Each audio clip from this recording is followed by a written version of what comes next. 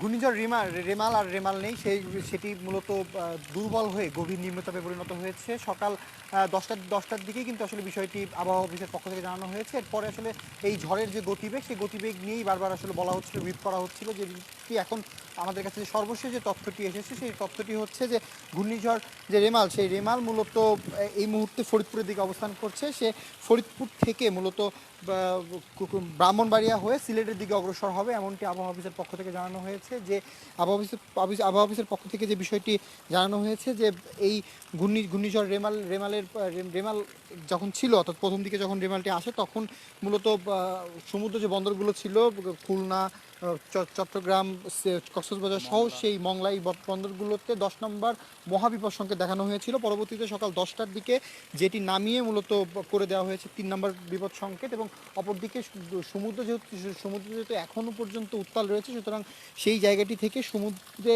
যে তীরবর্তীতে যে নৌযানগুলো অবস্থান করছে তাদেরকে গভীর সমুদ্রে যেতে বারণ করা হয়েছে, সেইখানেও কিন্তু সতর্কতা দেওয়া হয়েছে। প্রিয় দর্শক, যে বিষয়টি জানাতে চাই,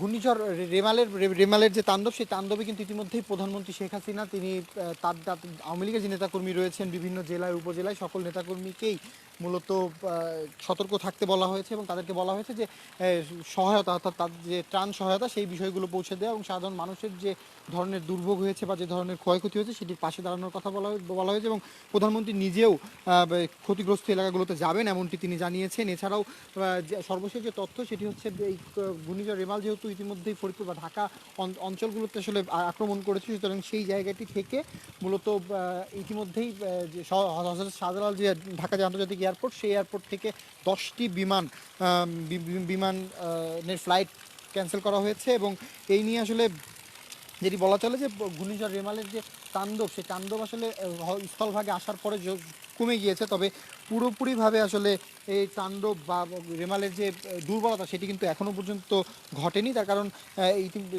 আবহাওয়া অফিস থেকে যে বিষয়টি জানানো হয়েছে সর্বশেষ, যে এই ঘূর্ণিঝড় যে রেমাল, সেই রেমাল দুর্বল হলেও মূলত এখনও পর্যন্ত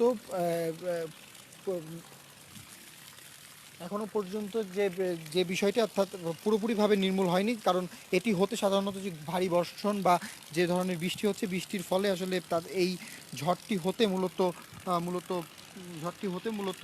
ঝড়টা একদম নির্মূল হতে বা ঝড়টি একদম কমে যেতে সেটিতে কিন্তু সময় লাগবে, এমনটি আবহাওয়া অফিসের পক্ষ থেকে বলা হয়েছে। এর মধ্যে যে বিষয়টি, অর্থাৎ আবহাওয়া দপ্তরের তথ্য অনুযায়ী ঘূর্ণিঝড় রেমালের সর্বোচ্চ বাতাসের গতিবেগ রেকর্ড করা হয়েছে পটুয়াখালীর কড়াপাড়ায় 111 কিলোমিটার।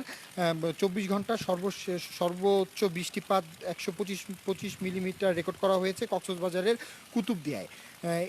এই তথ্যটি প্রিয় দর্শক আবহাওয়া অফিসের পক্ষ থেকে দেওয়া হয়েছে। এবং ঘূর্ণিঝড় রেমালের ফলে 6 জনের প্রাণ গিয়েছে, যে ঘটনাটি আসলে ঘটেছে সোমবার দুপুরের পরপর এই ধরনের তথ্য কিন্তু জানা গেছে। এবং এটা মূলত পটুয়াখালী, সাতক্ষীরা, ভোলা, বরিশাল, চট্টগ্রাম এইসব এলাকাতে এই মৃত্যুর ঘটনা ঘটে।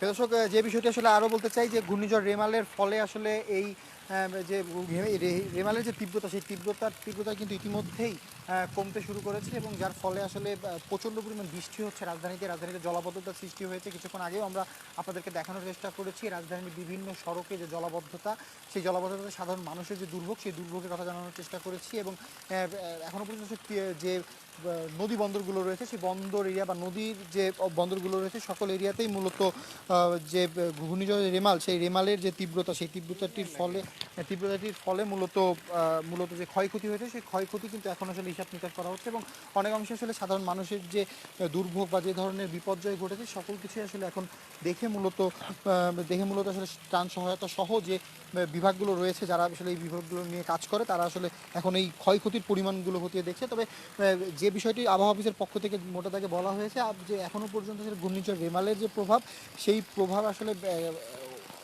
স্থলভাগে আসার পর এখন আর তেমন কোনো বড় রূপ ধারণ করার সুযোগ নেই। তার কারণ ঘূর্ণিঝড়ের একটি ধরন রয়েছে, তারা মূলত স্থলভাগে ওঠার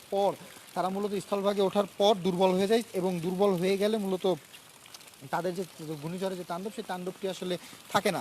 প্রিয় দর্শক, জানাচ্ছিলাম ঘূর্ণিঝড় রেমালের তথ্য এই ছিল আমাদের কাছে আবহাওয়া অফিস থেকে সর্বশেষ।